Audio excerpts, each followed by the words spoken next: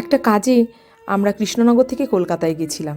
তো বাড়ি থেকে ফেরার পথে ভাবলাম বড় মেয়ের অনেক দিন থেকে বায়না ছিল যে সায়েন্স সিটি যাব।